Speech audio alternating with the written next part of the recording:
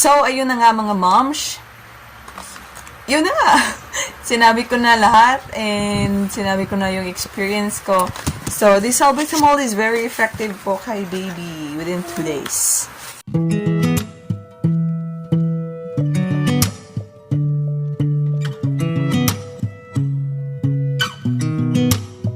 I'm really fine.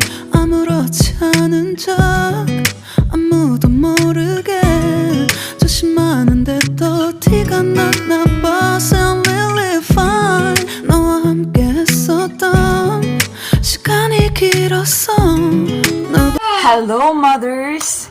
Welcome back again to my channel! It's nice to be back again. So ilang weeks na din ako hindi nakapag-vlog and thank God for this opportunity again. Dahil hindi na busy, nakapaligo na. Tapos si baby is nagaano makulit. So, ayun. For today's vlog, I am sharing with you again gamot ni baby. Yun naman talaga ang madali na i-vlog. Kung ano yung mga nireseta ng kanyang pedia is i-share ko naman talaga dito. If you're interested, mommies, keep on watching. So, just a short story lang kasi si baby nagkaroon ulit siya ng ubo and this time hindi naman siya nagkaroon ng sipon. Ubo lang talaga. Nagkaroon kasi ng ubo yung aking pamangkin, so ayun, nagkahawaan na dito sa bahay. Pati ako, nahawaan na din ng ubo. So, actually, sabay kami nun nagkaroon ng ubo. Ako, si baby, tapos yung pamangkin ko, tapos, uso talaga yung ubo. Pati yung mga kapitbahay namin nagkakaroon din ng ubo. So, ayun nga, nagkaroon siya ng ubo, no? 5 days. It's not 5 days. It's actually, up to 8 days na nagkaroon siya ng ubo.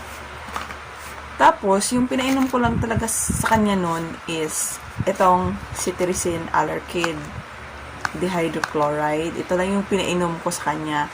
Tapos, na-review ko na din pala ito nung first na nagkaroon si baby ng ubo. And, ito kasi yung nireseta ng pedia niya before. So, ito yung nireseta ng pedia niya before na nagkaroon siya ng ubo at sipon. Pero, that time is hindi siya ubo na mayroong plema, ha. It's because also of the virus. Nakaroon din siya ng nahawaan din siya ng ubo nun and sipon that time. So, walang plema. That's why ito yung nireseta na ni pedia sa kanya. So, ayun nga, dahil na-experience na ni baby na magkaroon siya ng ubo and sipon that time. Tapos, na-experience na naman niya ulit. Kaya ito yung pinainom ko sa kanya within 5 days.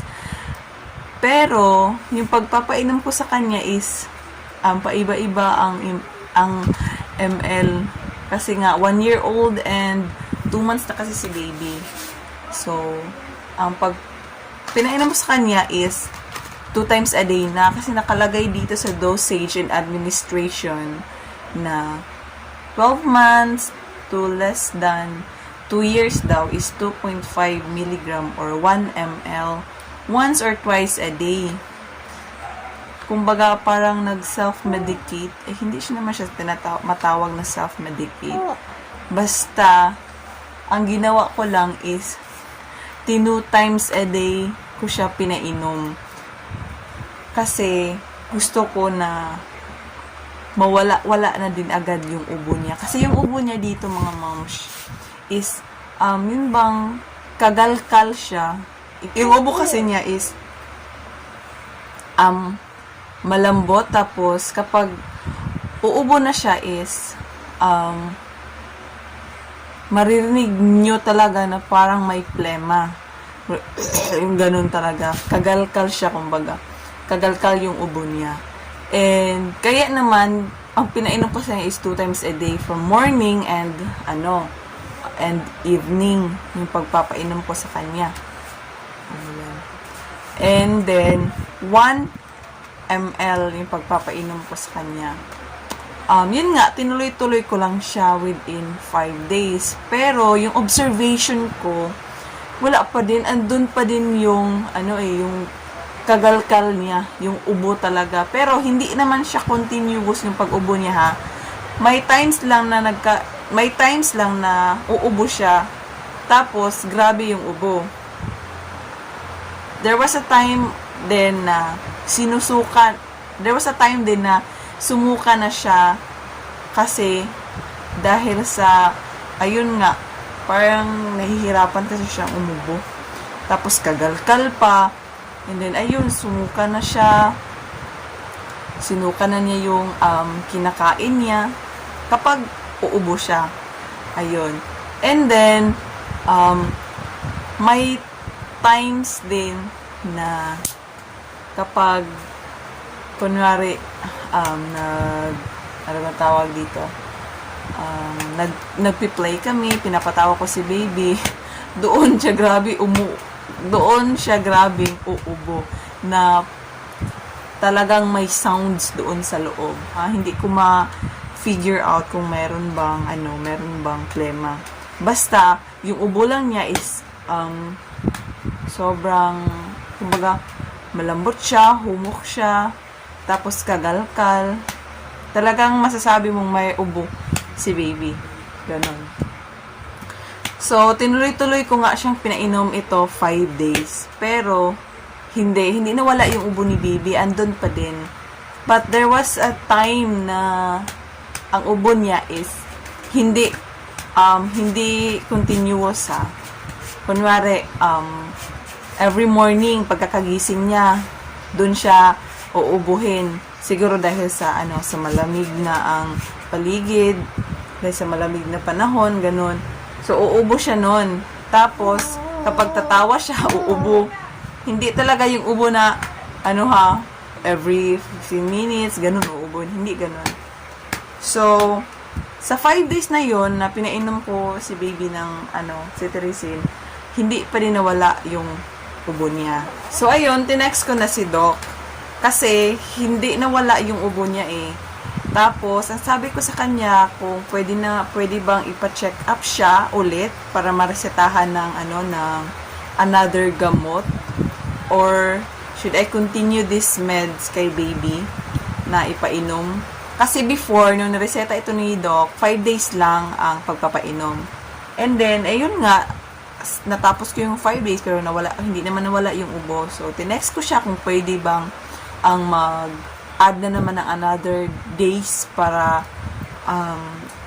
ipatake itong gamot kay baby kasi hindi nawala yung ubo niya, or ipa-check up na lang siya. Tapos, walang lagnat si baby, ha. Hindi siya nagkaroon ng lagnat. Hindi siya, ano ba tawag ito? Ano pang mga signs ng mga basta hindi siya matamlay, hindi siya nagkaroon ng lagnat si baby. Sa kanya lang talaga is meron siyang ubo. Tapos, ako din noon that time, merong ubo at saka sipon. So, ayun lang. Tapos, sabi ni Doc is, pa-check up na lang daw para marinig niya at ma-check niya talaga si baby kung meron pa bang ubo or okay ba yung paghinga niya. So, ayun, kinabukasan, to the 7 days na nun, ha. 7 days na nagkaroon ng ubo si baby nun bago namin siya pina-check up ulit kay pedian niya. So, ayun, pagpunta namin doon, chinek na si baby, and then, sabi ni Doc, actually, pagaling na pala si baby sa kanyang ubo nun. Kasi diba sabi ko sa inyo na yung ubo niya is madalang na lang, every morning na lang, kapag nagising na siya, siguro dahil sa malamig na panahon. So, pagaling na pala yung ubo niya ni baby. Kaso nga lang, kapag ganun daw na kapag meron pang kagalkal or meron pang konting ubo si baby, kumbaga, parang hindi daw makadaloy yung hangin doon sa loob ng kanyang ng kanyang lalamunan. Kumbaga parang mayroong nakabarado na something plema, pero walang plema si baby. Basta something na nakabarado, so kailangan lang siyang paluwagin daw, yung sabi ni Doc. So, basta yun eh. Yun yung sabi niya. Hindi ko gaano ma-explain talaga ng maayos kasi nakalimutan ko ano ba yung nasabi ni Doc, yung term niya talaga. So, ayun, hindi kami niresetahan ni Doc ng antibiotic na gamot kasi wala namang plema si baby. So, ang reseta sa kanya is ito. Yan, salbutamol. Ito yung salbutamol na reseta ni Doc. Salbutamol Ventar 2 mg 5 ml syrup. Bronchodilator. Actually, dalawang brand yung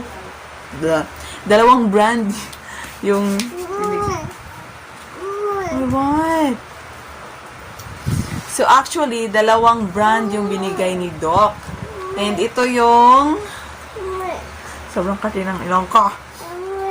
Ito yung binili ni Hubby, yung bronchodilator ni salbutamol. So, itong salbutamol is what? Anak ko. Yung salbutamol is this is not antibiotic ha.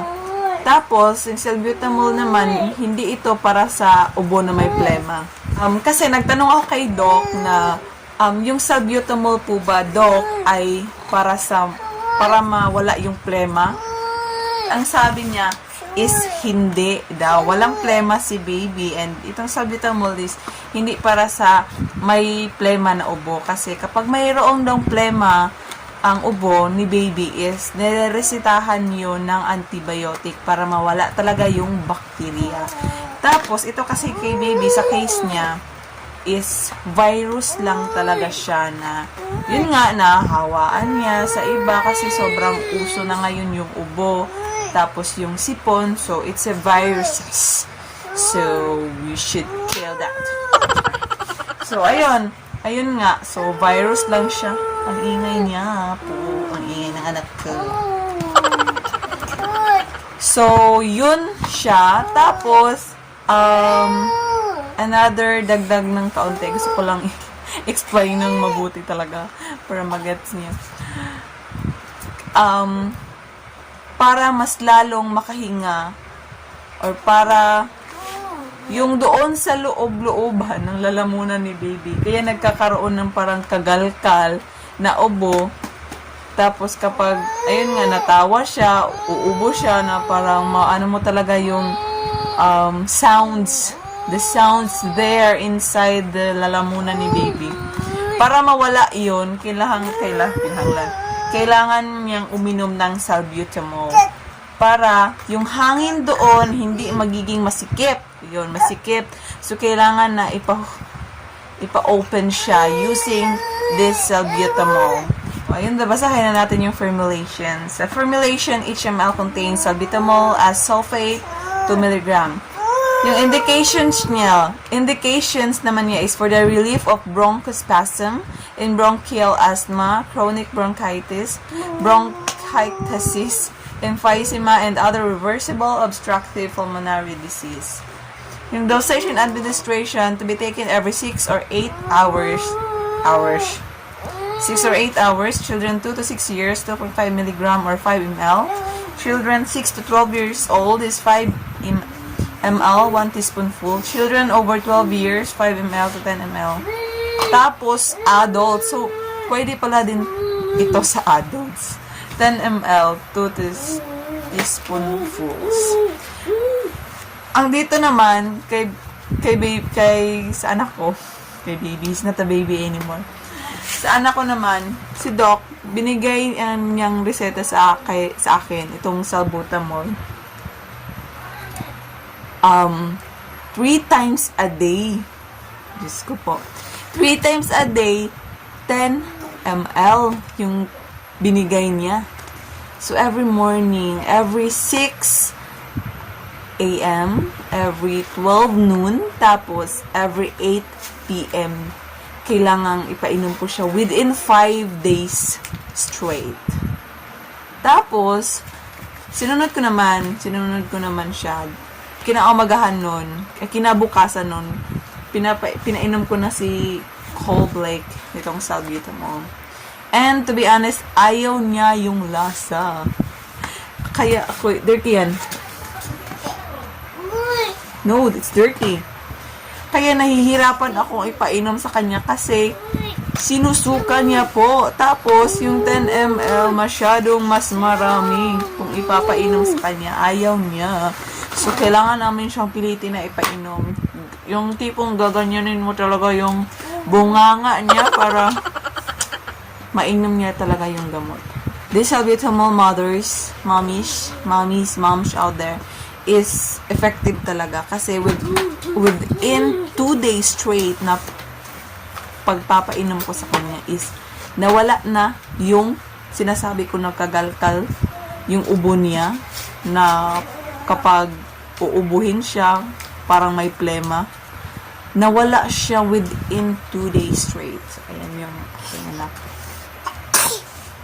Nawala siya within 2 days pa lang nagpapainom ko ng salbutamol. Kahit na, alam nyo, ayaw niyong inumin. Kailangan talagang pilitin para mawala yung mga viruses sa kanyang lalamunan. So, tapos, since that day, nawala naman 2 days. Pagka 3 days, pinainom ko pa din siya. Pero, yun nga, pagdating ng 3 days, I stopped it. I stopped there. Careful. So, tinigil ko na yung pagpapainom sa kanya kasi nawala naman na yung yung ubo niya. Tapos hindi ko na din tinext si Doc. Hindi na din ako nagtanong, basta I stopped there. Hindi ko na pinainom si baby kasi wala naman na siyang gamot. Wala naman na siyang ubo. Tapos hindi ko na talaga tinapos yung 5 days. Kasi ayaw niya din talaga sa lasa na ito, sinusuka niya. But since ganon, thank God kasi nawala talaga yung ubo niya, yung kagalkal within 2 days lang na pagpapainom ko ng salbutamol.